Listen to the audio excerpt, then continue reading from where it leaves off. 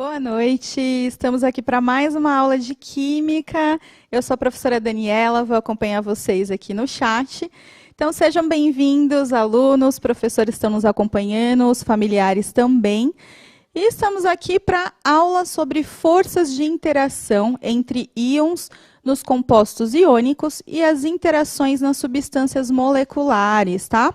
Então a habilidade que iremos trabalhar nessa aula é reconhecer os estados sólido, líquido e gasoso em função das interações eletrostáticas entre átomos, íons e moléculas. Então, a gente vai dar continuidade na aula anterior, é isso, Simone? Isso mesmo, Dani. Boa noite, obrigada. Boa noite. Boa noite, estudantes, sejam todos bem-vindos a mais uma aula, né, de Química.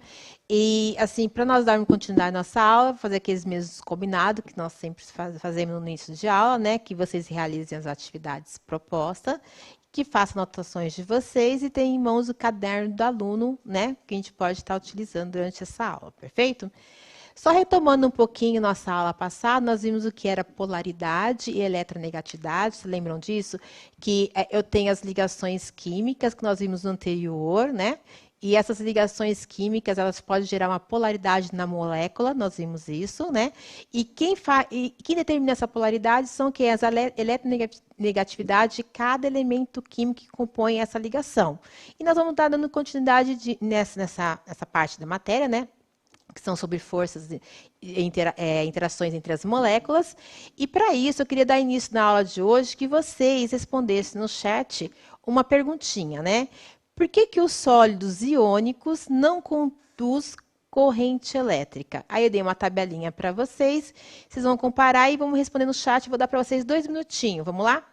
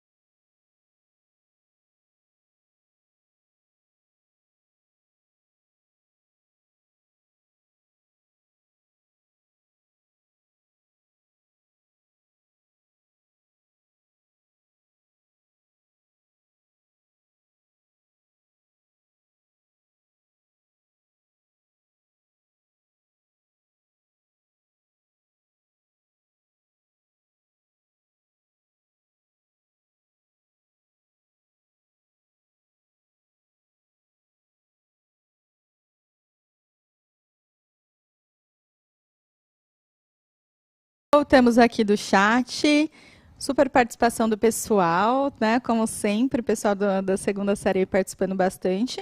E a gente tem alguns comentários aqui, ó. O Richard falou o seguinte: por conta de suas propriedades.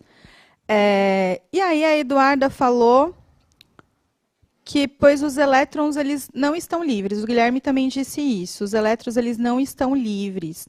E o Gustavo disse que porque são não metais. E aí, Simone?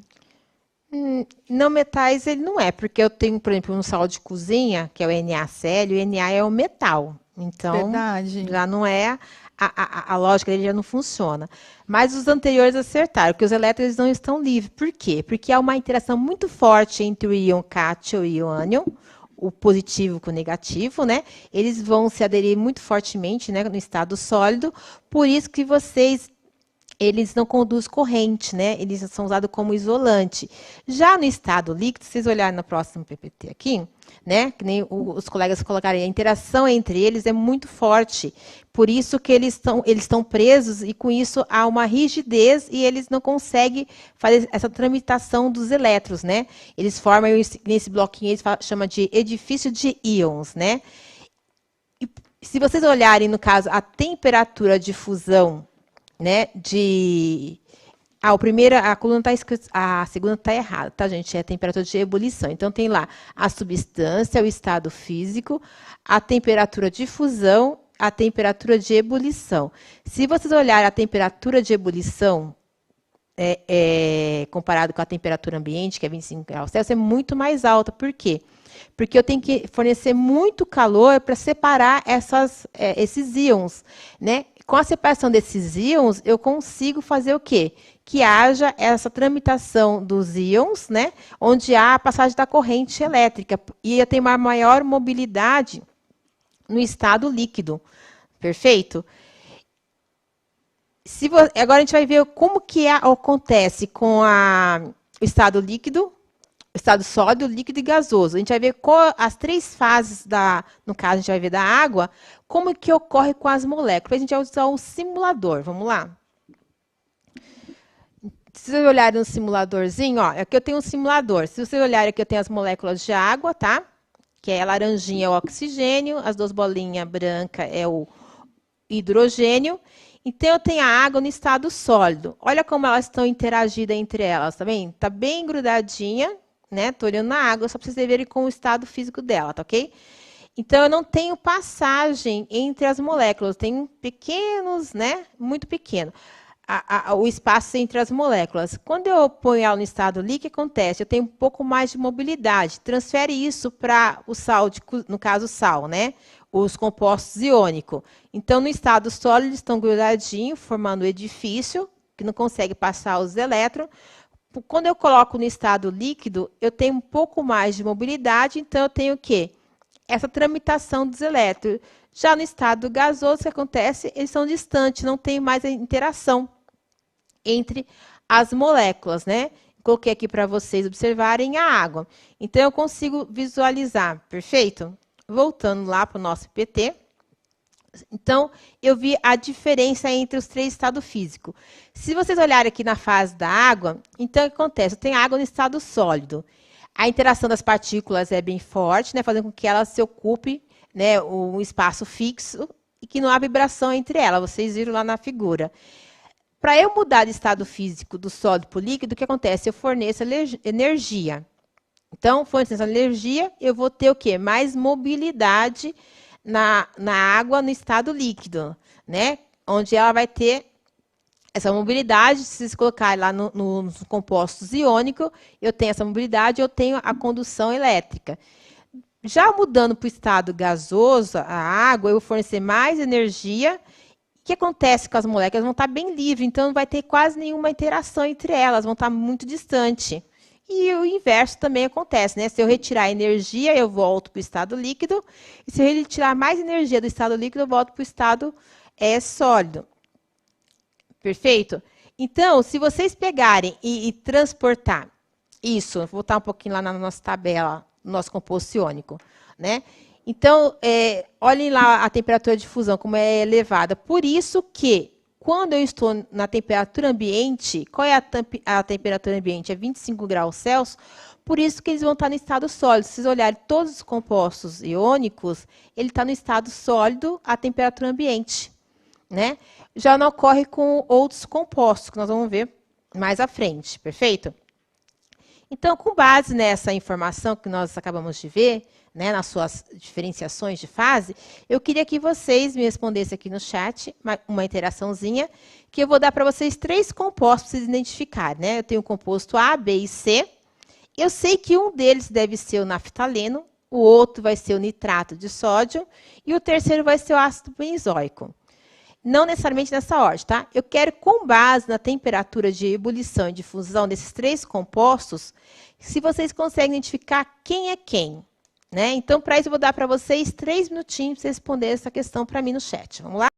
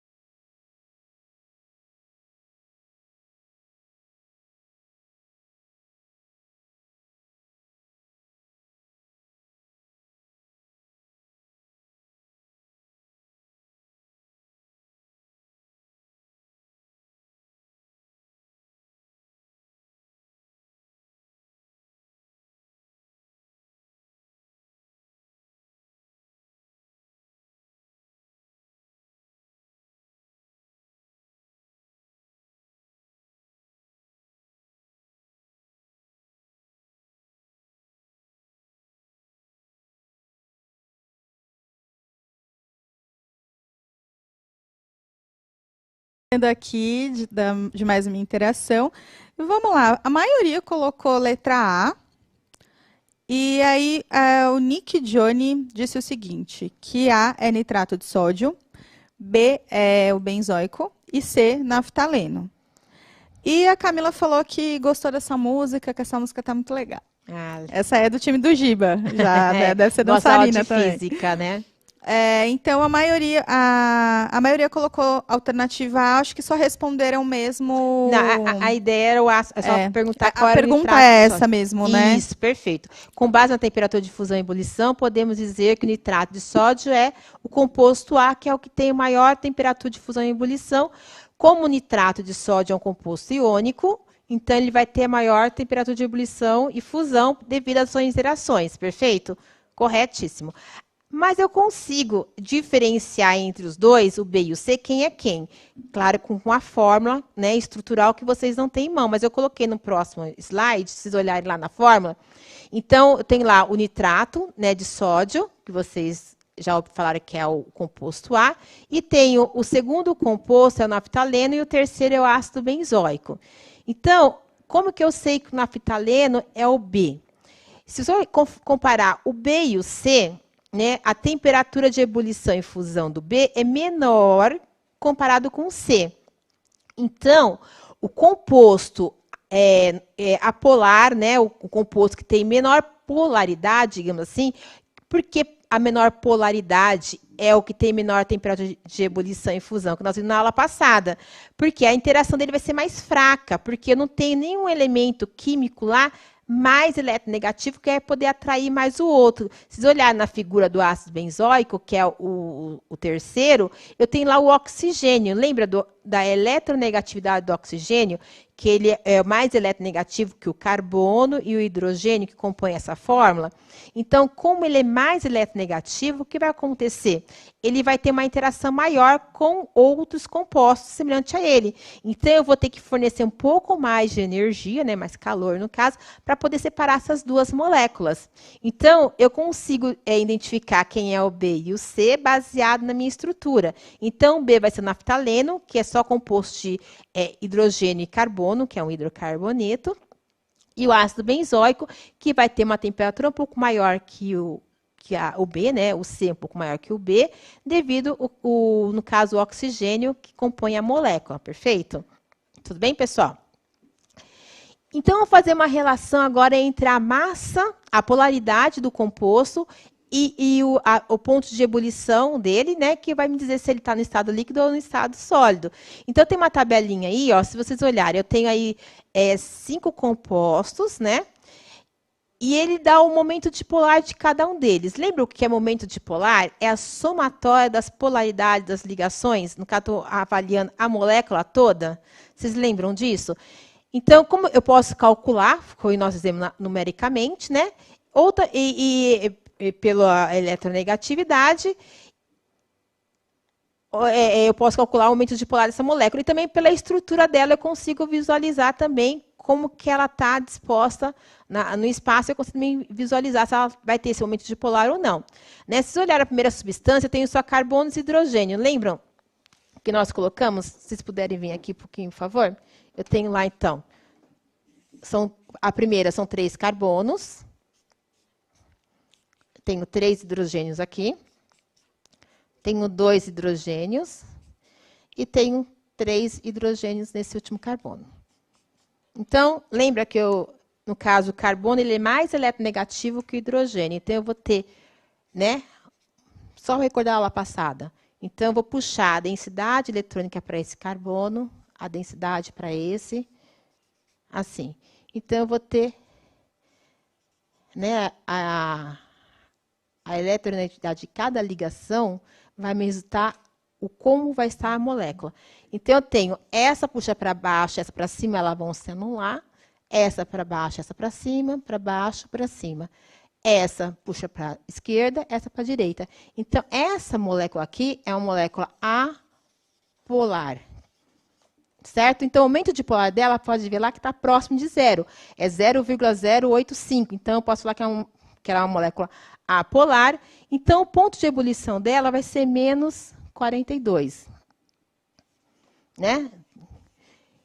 Então, a temperatura ambiente, né, se eu for ver lá, que é a 25 graus Celsius, ela vai estar no estado o quê? Gasoso.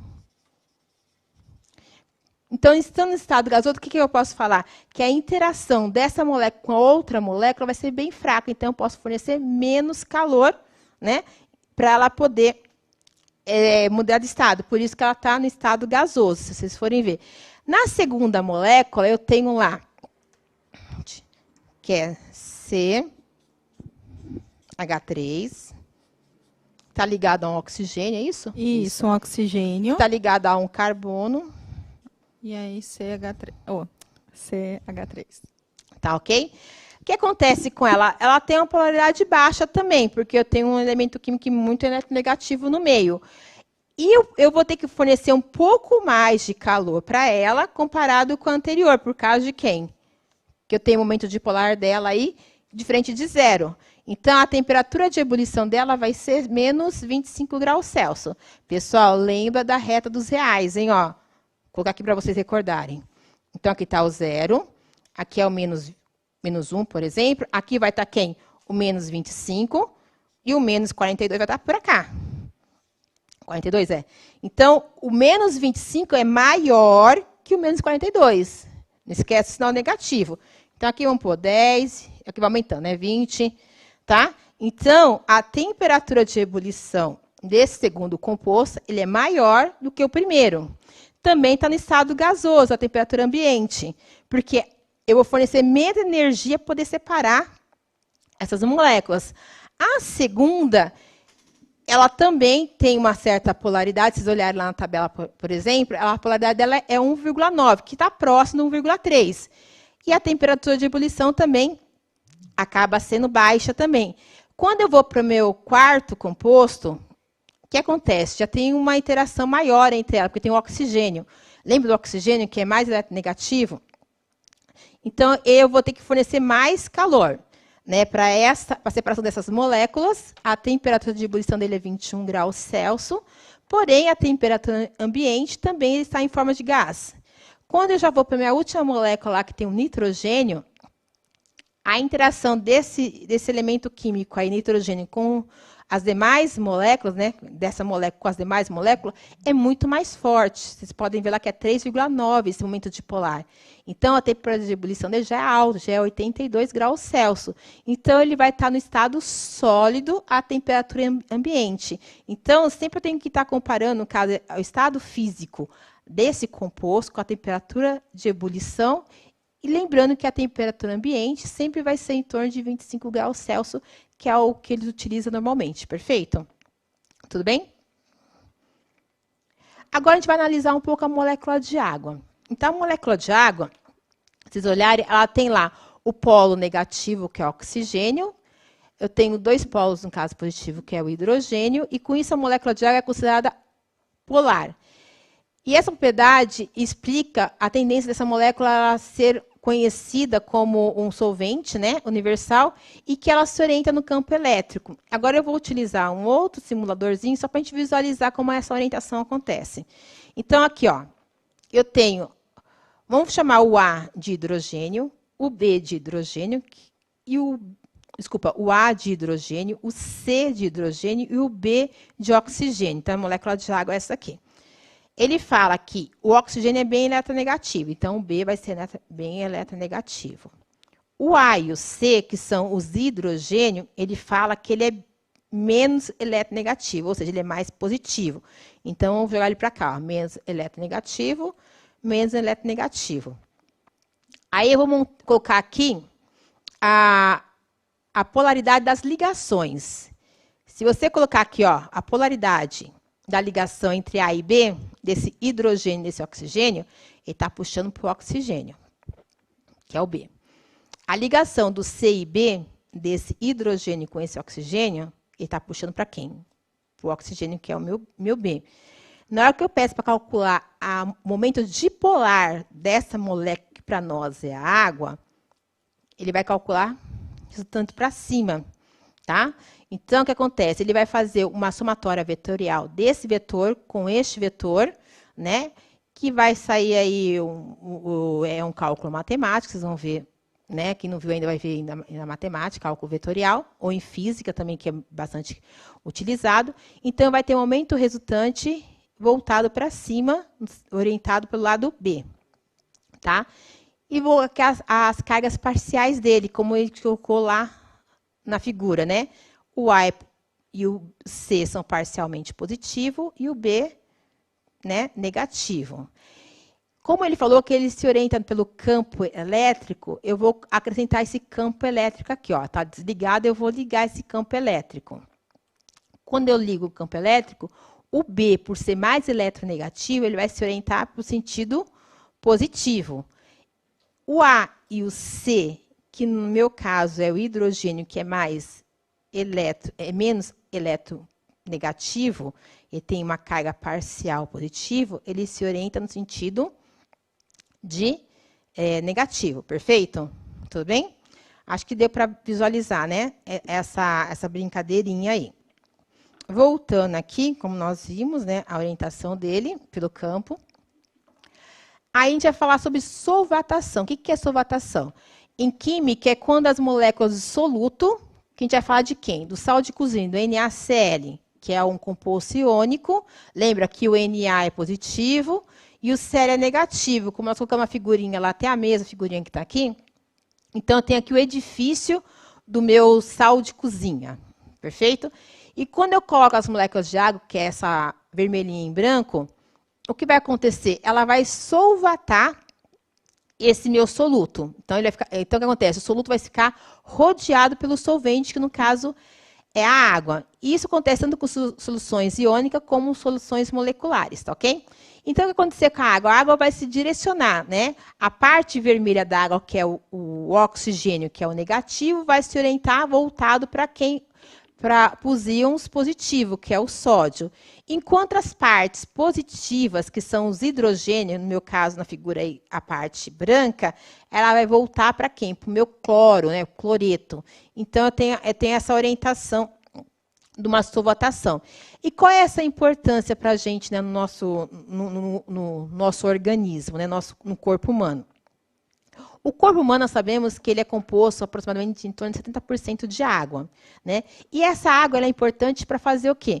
Como ela tanto solvata composto iônico como composto molecular, ela é importante para fazer o quê? Para que ocorram as reações dentro do nosso organismo. Então, a água é importante para isso. Se vocês olharem aqui na figurinha, né? Que nem ele falou assim, que as reações químicas e enzimáticas ocorrem dentro do organismo e a água é um dos solventes principais. Ela transporta os nutrientes, os hormônios, os anticorpos, né, no sistema linfático circulatório.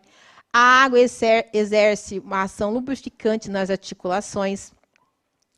Dores de cabeça, enxaqueca, está muito relacionado com a falta de água, né? Quando você deixa de beber água durante muito tempo, lá no final da tarde, você tem um pouco de dor de cabeça. Por quê? O cérebro é composto 75% de água, então você tem que fazer essa reposição dessa água, né? Se você não repõe essa água, né, então isso acaba acarretando a dor de cabeça, né? Enxaqueca que muitas pessoas têm, que esquece de beber água e acaba tendo no final do dia esse tipo de sinal, né, dessa desidratação.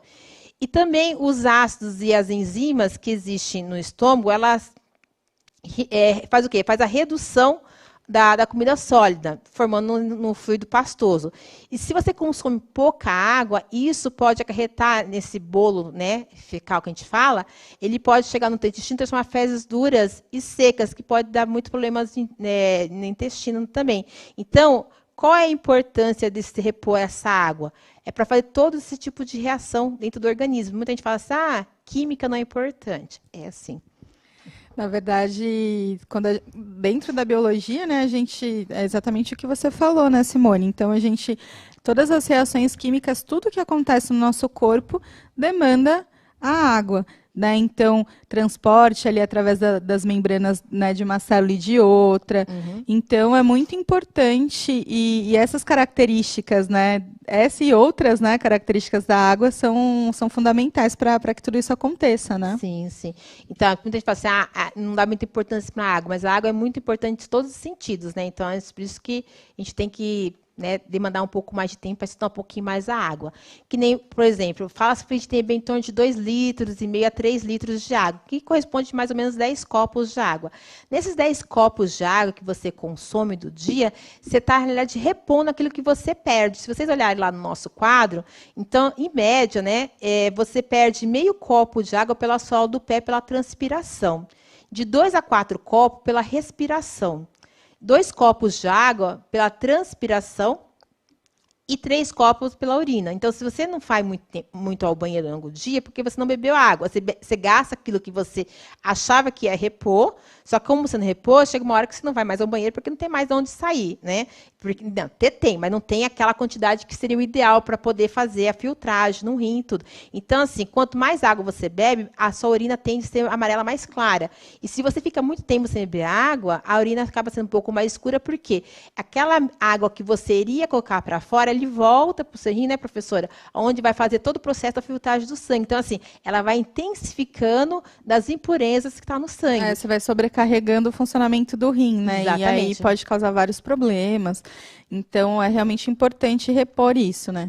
Você falou da meio copo de água pela sola do pé, meu pé transpira tanto que eu acho que vai uns 2 copos, Simone. Isso aí é uma estatística, né? Assim, digamos assim, não é todo mundo é igual, se varia de pessoa a pessoa, claro, óbvio. Mas seria mais ou menos uma coisa. Então, por isso que é importante beber em torno de 2 a 3 litros de água, conforme o tamanho da pessoa, todo o fator, né, que envolve cada um, né?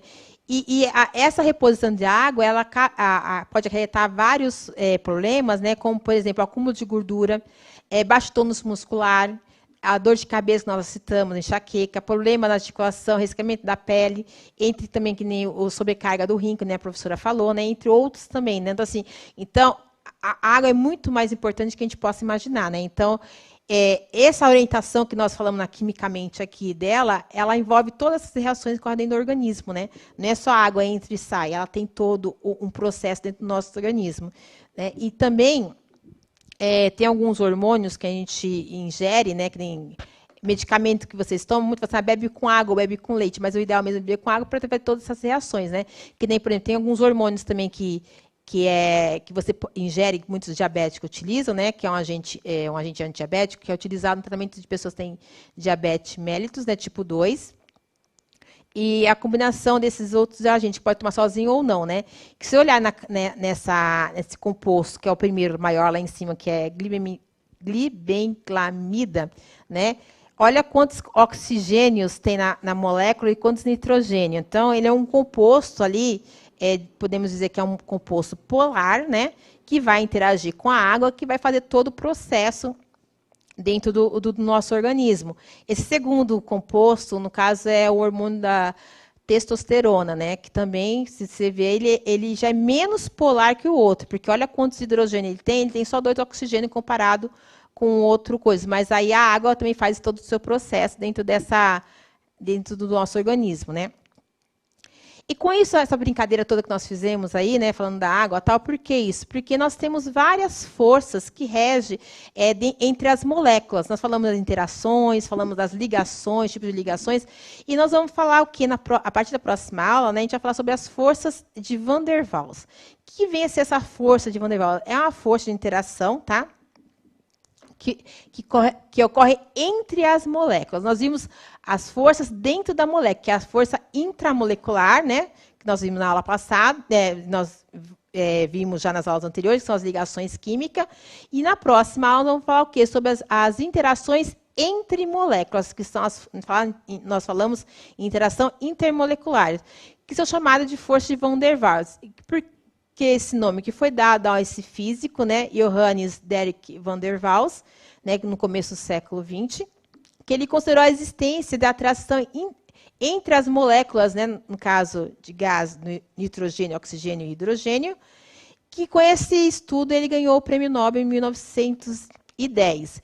E nós temos aí essas forças, essas quatro forças intramoléculas, né? Que nós temos a força de íon dipolo, que são as forças que ocorrem entre os íons e as moléculas polar, que aconteceu que nós vimos lá atrás, que é a força que correu com a Deixa eu voltar para vocês. Essa aqui, ixi. Aí, pode voltar um pouquinho? Obrigada. Então, se colocar nessa tela, por favor, aqui ocorre uma força entre íon e uma molécula polar, que é, no caso, um composto iônico e um composto, né, molecular polar, que é a água. Nós vamos ver também a força de dipolo, que ocorre entre duas moléculas polares. Nós vamos ver também a força de dispersão de London, que é aquela que ocorre com um dipolo induzido e uma ligação covalente, né, um composto covalente polar, e também as ligações de hidrogênio, né, que ela é muito importante, principalmente na aula da professora Dani, que ela utiliza muito com DNA, né, professora? É verdade, lembrando, né, gente, das aulas de biologia aí, as ligações, né, entre a molécula de DNA são ligações de nitrogênio. Então, lá para a gente juntar a adenina com a timina e a guanina com a citosina, né, nas bases nitrogenadas, é esse tipo de ligação que a gente tem, que são as ligações de hidrogênio, né? São as ligações fortes, muito né? Forte, isso. Nós vamos entender melhor essas interações, né? Quando a professora deu a aula, eu não pude falar, né? Porque não chegou o nosso tempo ainda nesse momento, mas na próxima aula a gente vai falar um pouquinho sobre, nas próximas aulas, falar um pouquinho sobre essas forças, tá ok? Que é de Van der Waals, que é muito importante, ok, pessoal? Aí teve, na aula passada, uma menina pediu para falar, para repetir, né? Uma aluna pediu para repetir como que é feito o momento dipolar da água, que eu falei em vetores. Isso você vai ver bastante lá em física. Mas vamos colocar aqui, já que foi pedido de uma estudante, só para vocês visualizarem, tá ok, pessoal? Lembra? A água. Lembra que tem 2 parzinhos de elétron aqui, né, livre, tudo bem? Deu para pegar? Lembra que ele vai puxar para cá, porque o oxigênio é mais eletronegativo. Então, eu tenho esses 2 vetores. Como que eu somo esses 2 vetores? Aí eu tenho que fazer um artifício, né, que eu pego esse vetor e transporto, né, que eu vou fazer a somatória dele. Então, a mesma tamanho, a gente vai pegar aqui a distância dele, né, que não é o caso aqui para a gente, só para vocês terem uma noção. Na hora que eu faço o tamanho desse vetor para cá, transporto para cá, eu vou ter essa resultante aqui, ó, que vocês viram lá no simulador. Então, essa resultante aqui, esse momento dipolar aqui, que é diferente de zero, que diz que a molécula de água vai ser o quê? Polar. Eu tenho uma ligação polar, recordando aqui rapidamente, ó.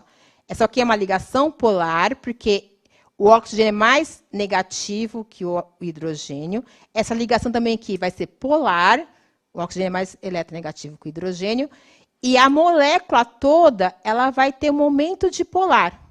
Esse Mi aqui, que é diferente de zero, para ela ser a molécula polar. Tudo bem? É que eu não recordo o nome da estudante, mas acho que deu para clarear um pouquinho a ideia do que nós vimos na aula passada. São tantas que a gente não consegue guardar, né, Simone? Mas eu acho que deu para visualizar mais ou menos como cálculo. Vocês não precisam calcular, só para vocês saberem como fazer. Mas vocês vão aprender a calcular muito vetores lá em física ou mesmo em matemática, perfeito? E com isso a gente vai encerrar nossa aula aqui, essa parte da matéria. Vamos ver as forças nas próximas aulas. Mas para isso eu queria que vocês respondessem para mim no chat se vocês conseguiram realizar as atividades e se ficou alguma dúvida nessa parte da matéria. Eu vou dar para vocês 2 minutinhos para vocês responder para mim, colocar e pontuar, para a gente poder esclarecer o máximo possível das dúvidas de vocês. Ok? Vamos lá?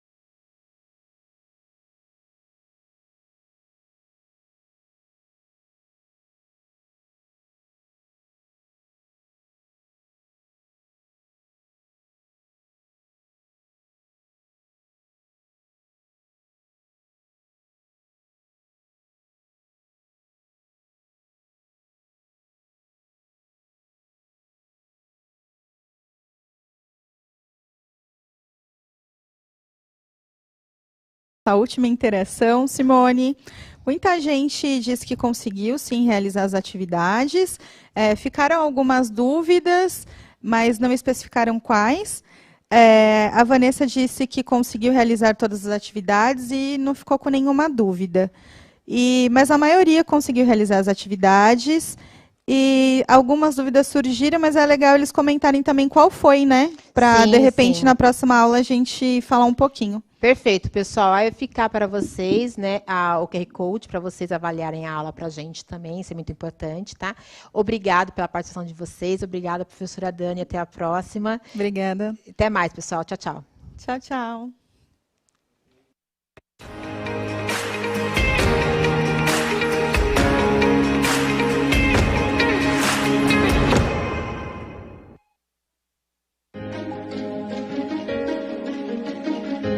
A escola pode estar distante, mas as aulas não. Por isso, o governo de São Paulo criou um aplicativo online de aulas com chats para todos os estudantes da rede pública de ensino durante a quarentena. O acesso à internet é gratuito e você ainda pode assistir às aulas ao vivo nos canais digitais da TV Cultura. Baixe o aplicativo e estude.